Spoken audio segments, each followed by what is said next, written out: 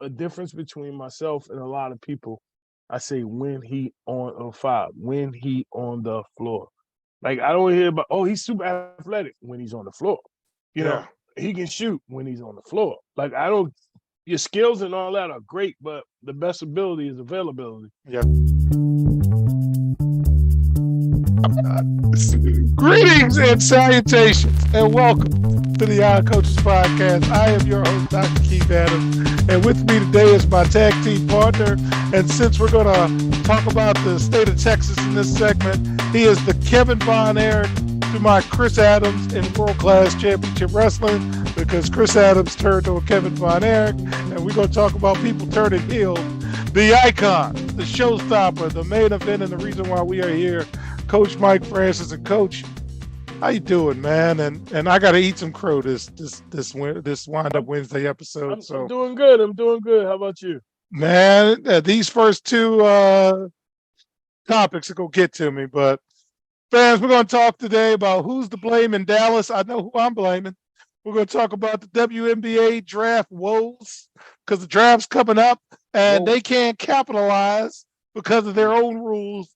And then we're going to preview the NBA playoffs. But first, darn it, the New Orleans Pelicans have said Zion Williams will not practice and will not be allowed or able to play in the play-in game. So although they are going to be in the play-in game, Zion has progressed to 3-on-3 work, but darn, it's not. He's only played in 29 games this year, so congratulations on winning the over-under bet, Mike. And the next time we are out, the first round of frosty beverages will be on me. He injured his hamstring January 2nd. He suffered a setback in February. But the Pelicans are 41-39, and they will be no worse than the 9th seed. So, Mike, why did you think Zion would go play? Or should I say, why did you think he was? It's just not built for it. That body ain't built for it. You can look at it, he got too much ass. And he just can't get it right, man. I mean, he's a great athlete. Let me start with that. And he's great. And I always say four things, and a difference between myself and a lot of people. I say when he on a five, when he on the floor. Like I don't hear about, oh, he's super athletic when he's on the floor. You know, he can shoot when he's on the floor. Like I don't, your skills and all that are great, but the best ability is availability. Yes, indeed. So if you're not there, I don't care. No offense. Is he a bust? Would you call him a bust? Because that was that's the word going around now. I don't know if it's Greg Oden. I'm like, man, what's the definition of a bust? He played more than Greg Oden. So I don't think he's a bust at all. Way more than Greg Oden. I think if you're New Orleans, you have to invest. Was drafted number one, like the big dude that was drafted number one. Not Greg Oden. There was another kid from over the water. What, Yao Ming? No, there's another guy that was like highly touted that never even made it. I'm trying to think of the kid. I'll think of it. You go ahead. I'm sorry. All right. So who are we blaming for the shenanigans with the Dallas Mavericks? So before you chime in, sir, at the trade deadline, the Mavs had a 58% chance statistically of making the playoffs. 24 games since the acquisition of Kyrie Irving, they're 8-16. And then with one game left and a chance to still make the play-in, Dallas ownership said, no, I'm good. I'm good. And now they're being investigated. Mark Cuban is crying the blues, saying, I hope I don't lose Luka. Luka signed a contract, and he's like in the second year or finishing the second year of a 5-year deal, max money. But, man, this is all bad. It went downhill. And I'm going to give my partner the first shot at who are you blaming for all of the Mavs foolishness right now?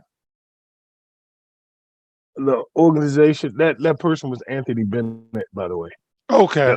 Anthony Bennett, number one pick, 2013. But okay, so That's I'm the blaming. UNLV guy. I'm blaming the everybody. They should share the blame. They should share the blame. But you know who shouldn't get the blame is Kyrie. And you know how I am. I'm not. I agree with you. You know what I mean? Like I'm not. You know how I am about Kyrie. He couldn't play for me. But I No, also know that he's not to blame for what's going on in Dallas. So they I ran little. 100% agree with They ran Brunson out of there. you. Well, Okay. Mark Cuban said he didn't have a chance to sign him because of his daddy. That's what he said. Of course they're gonna say that. Every time a black father is involved, you're a problem. That's the thing that people don't understand. Like they rather us be absent, but if you step in and you speak up for your kids and stuff like that, then you're the problem. They said I was difficult because I didn't want to go see where Michael Jordan slept in the '84 Olympics. I don't give a shit about Michael Jordan and where he slept when we was at Georgia Tech. I don't care about that. But you call me difficult because I won't let you parade me around to see somewhere somebody I don't even know and don't pay my bills lay their head for 2 weeks. Get out of here, man. So I don't believe in that because his father stuff. There was something that happened that would make his father guide him in a different direction, and something that I'm sure Mark Cuban probably has never experienced because the way we experience things and pass along to our children is totally different than the way they have to grow up and see things and how they turn out or how they pan out. So I believe Dallas I blame Dallas ownership for this, and it's just been a steady decline ever since. A bad decision after bad decision after bad decision. Jerry Jones is not the only over egotistical owner in the state of Texas. Let's just put it that way. They say everything big in Texas, so is these guys' egos. Yeah. So, one, I 100% agree with you. Kyrie is not to blame for this. Kyrie, or whatever you want to say about him, has done a great job of being Kyrie. He is very good at being Kyrie. So you know exactly what you're getting when you get Kyrie. Okay? Model citizen since he's been Now, there. Luka said in an interview, and I'm going to paraphrase it, that he's tired because he played a lot of basketball, because he played in Europe, he played in this. Luka, you chose all of that. That was you. I don't want to hear about that. Yeah, not at all. You came in out of shape. Every year it seems to take him time to rev up. Okay. Mm-hmm. You still can't get skinny off a screen, so you're not going to play any defense. Mark Cuban, this is what happens when organizations try to cater to players. Mm-hmm. Luka said, I need another star. You mortgaged your future, and now you might not get Kyrie and you might not get Luka. So that's all you.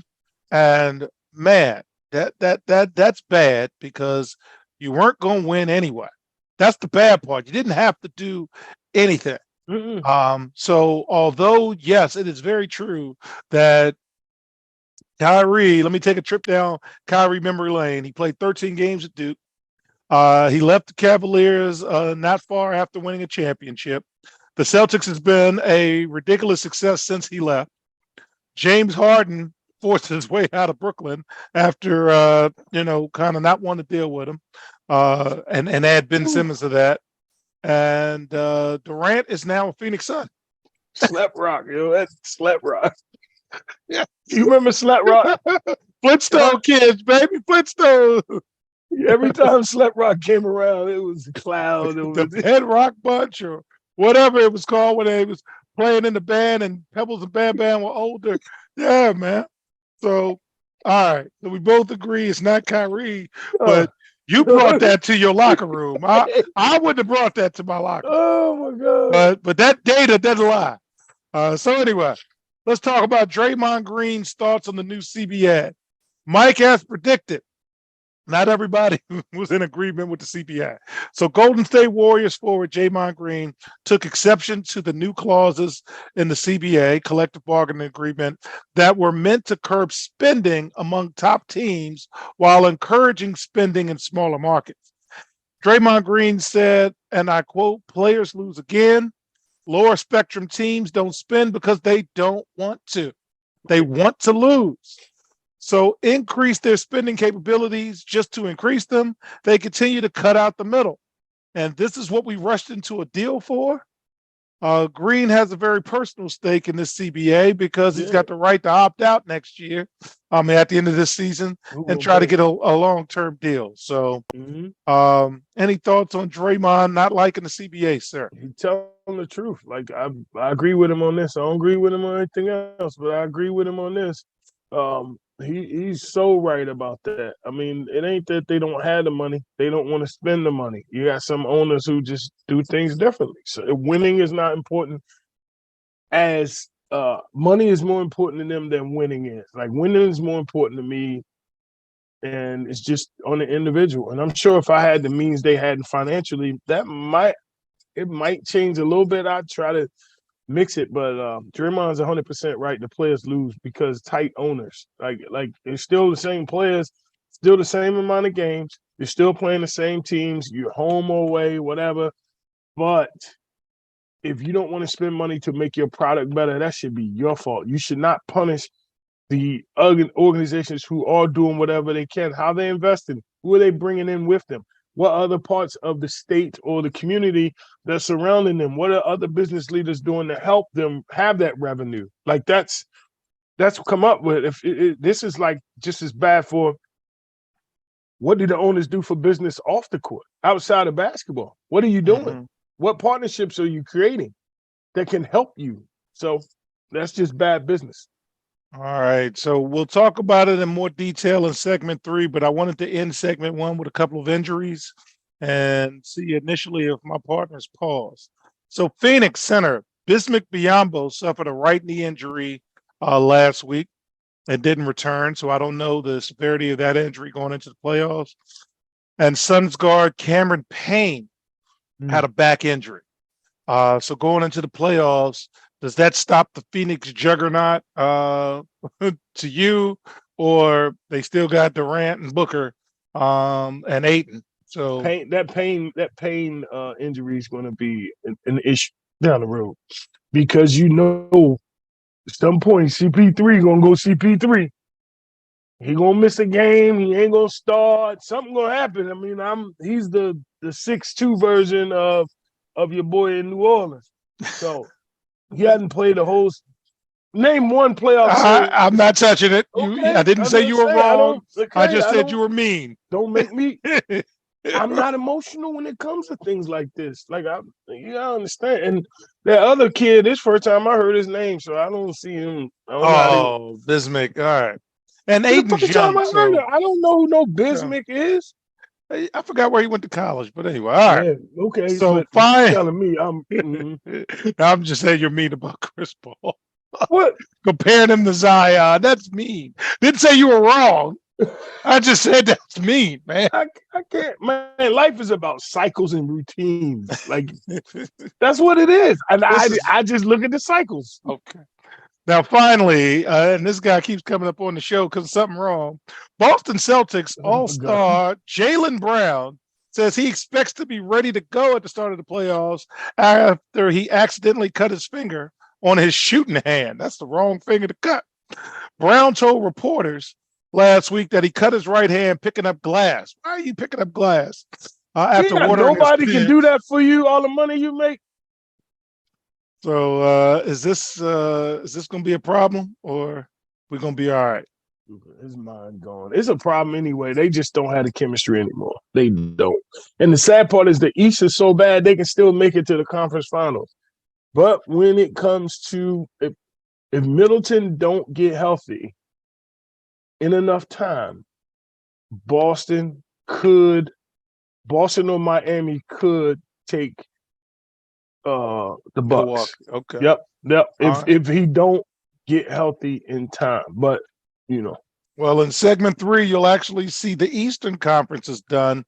West still got one more game to go, but we'll figure that out. But when we come back, we're going to talk about the WNBA draft, it will happen after this episode comes out. But man, are they missing some opportunities? Let me give my partner's thoughts when we get right back on the iCoaches podcast. The CKA SAVE Project is an industry leader in advocating for student-athlete, academic, and athletic needs. Through academic and athletic enrichment, the CKA SAVE Project is on the forefront of the issues facing 21st century student-athletes. As student athletes continue to struggle to find a better balance between academic and athletic success, the CKA SAVE Project offers academic and athletic services to support student athlete academic success, including academic skills assessment, academic and athletic consulting, academic monitoring, academic and athletic workshops. For more information or to schedule a free consultation, contact Dr. Keith Adams by email at cka@ckasaveproject.org. Welcome back to the Odd Coaches Podcast in segment 2. Let's talk about the WNBA draft. First of all, the WNBA draft is April 10th. We tape this show on a Sunday. Every Sunday, fans, longtime fans know that. And the WNBA draft is April 10th. So, first of all, that's a quick turnaround. Women's tournament just ended. Record ratings. We'll talk about that tomorrow's show. But right, you always have to remember that the amount of players in the WNBA is 144. That's it. Okay. So there goes expansion right there. But my partner says you can't expand until you're able to fly private and take care of the play. So I don't know what you're expanding to, but there's obviously players out there. So here's what the WNBA is dealing with. Because of the COVID waiver from 2021, the seniors from this season and next season can opt to play another year of college instead of going to WNBA. The combination of that, as well as limited job openings and the potential of NIL compensation, says, why do I need to come? I make more money in college and I'm taking a pay cut. And it's going to happen again next year in 2024. And the league's eligibility rules are keeping two of the stars from this tournament that could put butts in your seats out. So let me tell you a little bit about the NBA draft rules so you can see the difference. One and done is a NBA thing, not a college thing. So the NBA says you got to be 19 to come into the draft. Okay. So the WNBA says the official rules require players to be 22 years old the year of the draft. The other option, according to rules, is to have already graduated from a 4-year college or university or graduate during the 3-month period following the draft. And if you're an international player, who the WNBA defines as a player who was born and resides outside the U.S., you have to have your 20th birthday during the calendar year of which the draft is held. That wasn't always the case. Lauren Jackson came into the league as a 17-year-old, but I don't like that. That ain't gonna happen. So here's why I'm pausing. Caitlin Clark, the National Player of the Year, and she is a magnet for attention, and that's a good thing, man, because people will watch the product. She's an awesome player, personality, all of that, eyeballs on the product, and Angel Reese is a star. Okay, Angel Reese is a star. So you got two players that if they were coming into the draft this year, along with Aaliyah Boston, who could have come in last year, he chose to go back to school again. So Mike, as we mentioned, the older players don't want the younger players in, especially the WNBA, able 100. Yeah, the jobs ain't. Yeah, them jobs ain't out there like that. The first round picks get cut the WNBA. That's no secret. Women's college players can actually make more in college than they do in the WNBA. Yeah, I gotta wait. So here it is. Any thoughts on what you would do if you were in charge? So I set it up. Tell me what you would do, sir. I'd have to change the policy. Like I'm not saying we want the game to be like the men's. We don't want the game to be like the men's, but we do want to try to be able to sell like the men's. And one thing the men's sell is potential and opportunity. And potential, we know it's a whole lot of shit you ain't done yet, but it's just able to sell it because we get that first round pick. There's hope. You think they're coming in the league, you're going to follow that player. You attach yourself to a team. You like, ain't nobody attaching themselves to the WNBA teams like on a larger scale, where it would be financially a big increase for them. But you know, everybody who follows college, you have to be a college basketball or women's game fan in order to follow. That's who they cater to now, honestly, the fan.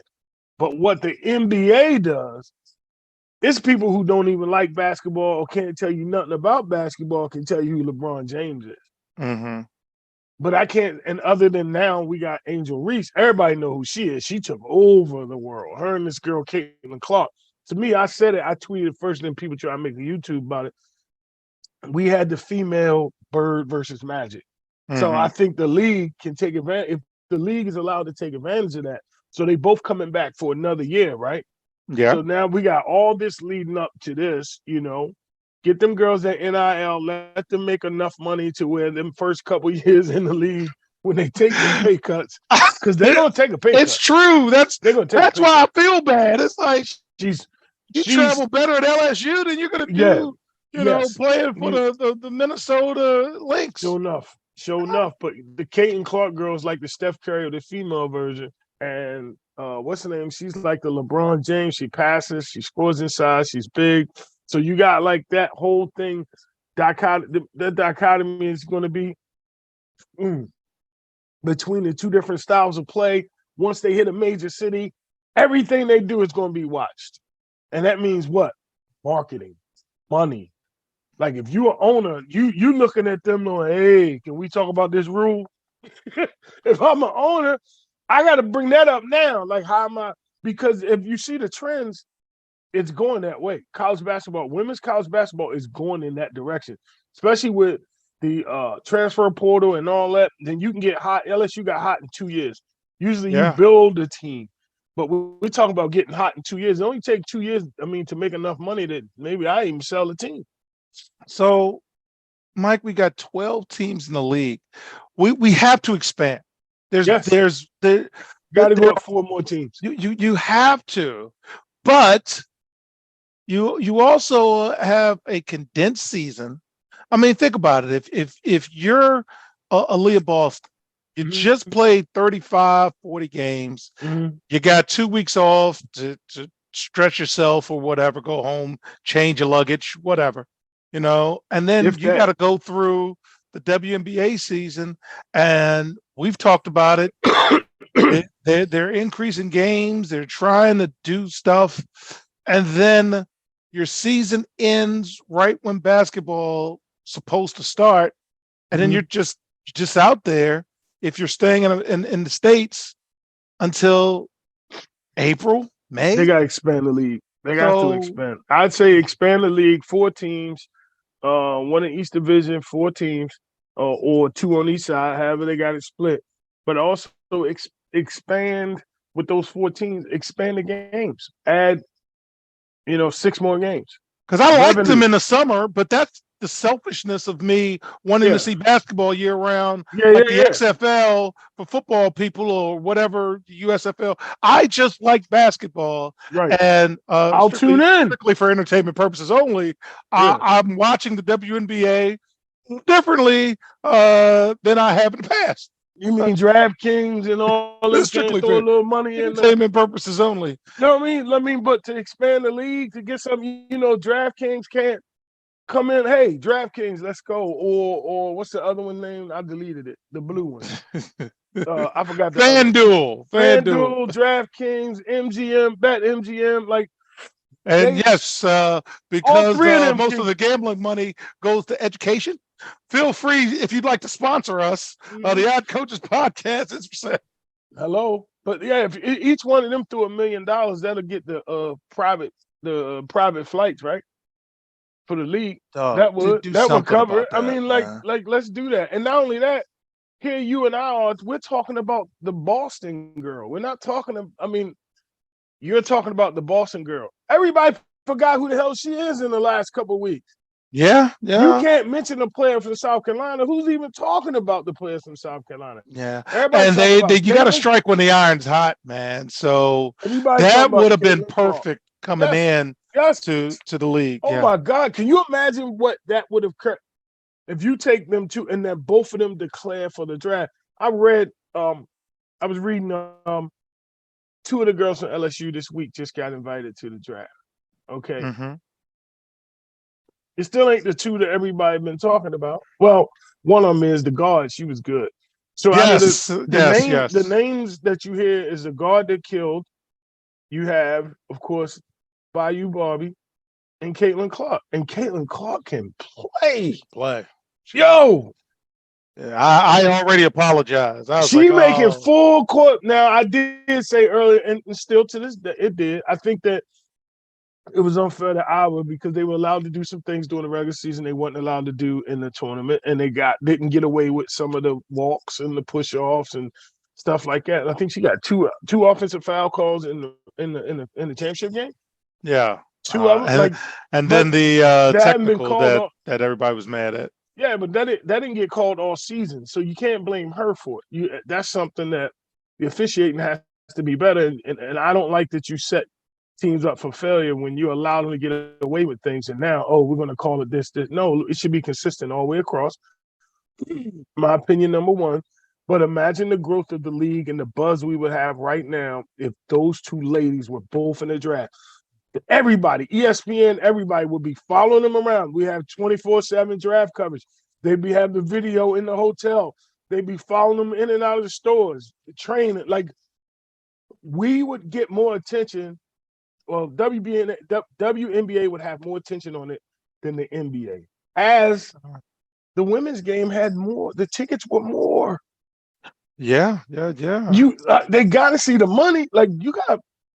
They also played in a regular arena and not a football stadium, and both of us have been to the Final Four. Yes. And that is not a view. That is not a good experience to watch a basketball game. With an empty, to see it in a stadium. You're like, and Monday, everybody gone. What people don't know is, man, if you're still at the Final Four on Monday, ain't nobody there. We all leaving Sunday, staggering to the airport because we stayed up late after the game. Or if we stayed, but Monday we wasn't in the arena. I've been there championship night, but Bruiser Flint had a party. Sitting with Bruiser. All right. So with that being said, in segment 3, we're gonna get ready for the NBA draft. Remember, there's this Freaknik documentary that's coming up. We don't want to hear that. So we'll be right back. No, not like that. Coach. Why should student athletes use the CKA SAVE Project academic and athletic consulting services? Over the past 15 to 20 years, colleges, universities, professional sports teams, business organizations, and others have increased their use of consulting services to improve their decision-making processes and results. Over the same time, the athletic and academic landscape has changed for high school and college student athletes as the NCAA has raised initial academic eligibility requirements for student athletes while decreasing the number of transfer restrictions. Former college student athletes have noted that they were academic and athletically unprepared for the rigors of college. Let the CKA SAVE Project's close to 30 years of academic and athletic experience help guide student athletes to increase success as we work to help student athletes achieve the goal of obtaining a college degree. For more information, contact Dr. Keith Adams by email at cka@ckasaveproject.org. Welcome back to the Coach Podcast. And before we get into the NBA play-in tournament, my partner wants to make sure somebody's wife's not bad. No, I got to apologize. It was the hoop group party in Indianapolis, which, most of the basketball people attended. Yeah, and Bruiser and I sat and talked basketball the whole night. So that's where I met him. Aside from on the trail, but yeah, it was a good time. Oh, good time had by all. I stayed Monday night for the game when Georgia Tech made it, and Cliff took care of me for a ticket on Monday night. I think that was in San Antonio, and no one was there. I swear that Monday, the Hoop City was gone. Mm-hmm. Everybody wrapped it up. Anyway, Final Four memories. So let's talk about the play-in tournament. So first and foremost, fans, if you don't know, let me tell you how the NBA play-in tournament works. There will be a total of 6 games. Okay. Mm. Involving 8 teams as a part of the play-in tournament, split up into 2 conferences. So the teams that finish first through 6 are guaranteed playoff spots, while the Mhm. teams 7 through 10 in the standings will enter the play-in. Any team that finishes worse than 10, you're in the lottery.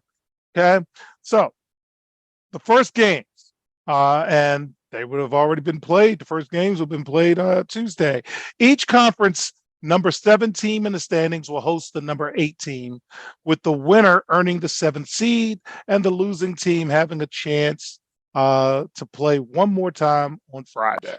Mhm. Game 2, the ninth seeded team will host the 10th seeded team, with the winner moving on to a game on Friday. So if you lose on Tuesday, you'll play on Friday. If you win on Tuesday, you're the 7th seed, and then there's another game for the 8th seed, and then the losers get kicked into the lottery. Okay, so that's kind of how that works. So the Eastern Conference matchups are already set. So Mike, we're going to go out on a limb and make predictions. So the Bulls are the 10th seed, and they're playing the Raptors. Who do you think wins that game? And that game will be played as this is released on Wednesday. Who do you think is going to win that? And remember, Nick Nurse is talking about his memories in Toronto. Uh, And it's been a good 10-year run. Not saying that he's ready to go, but do you think Toronto can make a run though? Like, now this is just if you win the one game, that means you but get to play again Friday. see, I don't like talk. If you in the play in, to me, that's just play out. I don't care about that. So I'm going to think that We the talking about Bulls are going to win. participation trophies to me. Bulls will win and then play Friday. And then the Hawks are the number 8 seed, and they play the Heat, who's number 7 seed. I'm going to pick Miami to be I'm the taking 7th Miami seed. on that. Yeah. And then we will see the Bulls play the Hawks, and I have no belief in the Hawks, so I'm going to say the Bulls are the 8th seed. So I'm going to say Miami's will be the 7th, and the Bulls will be the 8th seed. That's what I'm going to say. All right. So I'll take Miami. All right. In the Western Conference, although we don't know who are going to be the top 6 seeds in terms of 4, 5, and 6, we do know that the Lakers are 7. Pelicans, more likely than not, will be 8. Oklahoma City is going to be 10th, which means Minnesota is going to be 9th. So They're gonna be Oklahoma 8 City without versus Minnesota. Minnesota thinks the league's against them. Minnesota thinks that everybody's after them. So do you think that Minnesota can beat Oklahoma City? who. Hell yeah, they can beat Oklahoma City. All right, so let's go with Minnesota beating Oklahoma City. And then the Pelicans play the Lakers as the 8 and 7 game. Lakers and the Pelicans both have won 8 out of their last 10. They're going into the postseason playing well, but this is one blasted game, and the winner gets to be the 7th seed. There's no way the Lakers lose this thing, right, Mike? Uh, I would hope not. I mean, I'm a Laker fan. I think they can pull it off. I think they might be the most dangerous team in the West because of everybody being healthy and the experience. So we'll see. I got the Pelicans, man. So here's how I'm booking it. What? Here's how I'm booking it. I got the can't believe Pelicans that, beating the man. Lakers, and the Pelicans being the 7th seed. And then I got the Lakers playing the T-Wolves, and the whistles are just a blowing. Foul, walk, technical, watch your mouth, and the Lakers are the 8th seed. And then the Lakers upset the Nuggets with some very strange calls throughout the playoff series. What do you think, man? That's how I would book it. Because the Minnesota Timberwolves talk too much. So let them win that first game and then screw them. That's sad, man. Why you think the whistle's gonna be? I'm still on the whistles. Why you Hey, think you heard that? what they said. Maybe if I was doing what Monty did, I'd get a call and Rudy Gobert came out and actually said they cheated. I'm like, Mike, he said they cheated. Yeah, he did. So you want to see some cheating? I'll show you some cheating. That's not good, man. Strictly for entertainment purposes only, fans. I'm just not messing. good. All right. That's crazy, man. So now, based on this, let's see what we got here. I had Miami as the 7th seed and Chicago as the 8th. So Milwaukee against the Bulls. Who you got, Mike? Milwaukee. Hands All down. right. Boston versus Miami. I want nothing to do with Miami, and Boston is not playing well right now. But can they beat Miami in a 7-game series? Yeah, they can. All Yeah, they right. can. They can. 76ers versus my favorite team in the East, the Nets, because Jacques Vaughn coached his tail off. But Embiid's supposed to be the MVP. He's talking really loud. That's my guy. And I think Embiid's. I think Sixers get that. I think the Sixers get that. Yep. And then Cleveland against the Knicks. Can Cleveland actually be good, or will the Knicks do something? Have you noticed Cleveland's went downhill since they acquired Homeboy too? Like there's been more issues. Just saying. I don't know if y'all noticed that. You know, that was supposed to be the one player. Like, you know, I love when organizations like Denver Broncos say that. And then they get that one player and they still suck. I don't know. Cleveland's won 7 out of their last 10. Ain't nobody playing. The last 15 games been skeleton crews. I don't have any faith in the Knicks, man. So I'm going to go Cleveland. Cleveland. I'm going with the Knicks. I'm going with, well, if they can keep a handle on Julius Randle. I know that was a rhyme too, but I spit them bars. But yeah, if they can keep a handle on Julius Randle and he don't get egotistical, they can be all right. If he just let those other guys work and then he eat off them, that's good. I've seen Brunson go for 3 straight buckets. I've seen the kid from Baltimore go for 3 straight buckets, and then he come down and shoot some crazy stuff because he ain't touched the ball in a while.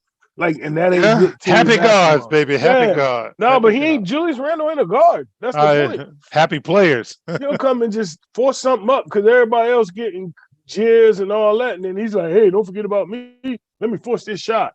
And that's what's killing their team. All right, so let's we'll table the rest of the East until next week when we actually know who's in there. But in the West, is anybody beating Phoenix?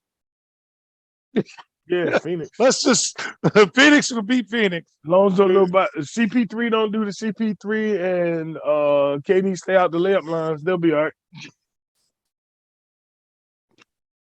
I don't think I want to talk to you right now. All right, then just let him warm up in the back, let him ride the bike or whatever in the back. And you said if KD stay out of See, Rick, that's what I'm talking about. That's what I'm talking about. Anyway. Man, who get hurt doing layup? He did get hurt. Corey. Like no contact. I'm like, what do you do? Yeah. And I'm not minimizing it, and I'm not. No, man. But as it's a coach, time to be healthy right now. I don't want to watch the layup lines. I've seen you take layup, so I'm doing 1,000 other things. So when my assistant comes to me and says, "Hey, coach, what? What do you mean? What? Look, Mike, he's in the back doing the board. The coach is in the back writing up the board, looking at the notes. And then the assistant comes walking in. You ain't going to believe this. What? You ain't going to believe it. And you're taking a game plan. You've been ripping up game plan out. Nothing good is going to come after. You ain't going to believe this. So, especially 20 minutes before the game. Ain't nothing good coming out of it. I mean, I know I got my routine. I know you had yours. But none of that routine was YA. You didn't believe this. All right. So fans, keep an eye on the Lakers. Hopefully they can make it in. It makes it interesting when you can get the Lakers in. Keep an eye on the Pelicans because I hope they make it and give Zion a chance to come. Maybe in another week or two, Mike, he could make a return, maybe. I love Zion, man. He needs to stop it. All right. Any final thoughts as we head into the playoffs? Anything you're looking for other than me hoping Zion play? Over under Zion playoff games. Stop it. Is that on DraftKings? I'm just saying. They ain't put his game. I wish I would have won. You know how much money I would have won? You remember the number? Yes. What I said? We said that what did I say? What was the push? I had 60, You had 45, I under said 45, and if it was between 46 and 59, it was a push on either side. And he was at 20, 29 or whatever it was. I'm going to set it to 48 next year. Now, you heard it here first. 48. All right, man. So on behalf of my tag team partner, who's not being nice to CP3 or Zion, my name is Dr. Keith Adams, saying thank you for listening and watching the iCoaches podcast. We will see you on the sidelines. Till next time, take care. And screw the T-Wolves. The iCoaches podcast is sponsored by the CKA Save Project. The CKA Save Project is an industry leader in providing student-athlete academic and athletic support. From assessing student-athletes' academic and athletic skills, to measuring and monitoring student-athlete academic progress, to improving student-athlete time management and organizational skills, the CKA Save Project provides wraparound services for student-athletes from middle school through college. For more information, visit us on the web at www.ckasaveproject.org or schedule a free consultation with Dr. Keith Adams by emailing cka@ckasaveproject.org. We hope you enjoyed today's show. The iCoaches podcast drops new episodes every Tuesday through Friday on most weeks. Make sure you subscribe to the iCoaches podcast on Apple Music, iHeartRadio, Podbean, Spotify, and YouTube. Follow the iCoaches podcast on Twitter and Instagram at iCoaches. Follow Dr. Adams on Twitter and Instagram at CKA Save Project. In addition, follow Coach Mike Francis on Twitter and Instagram at Coach Franchise, spelled Coach FRANCHIZE. For more information about the CKA Save Project, please visit them on the web at www.ckasaveproject.org. See you next time on the iCoaches podcast.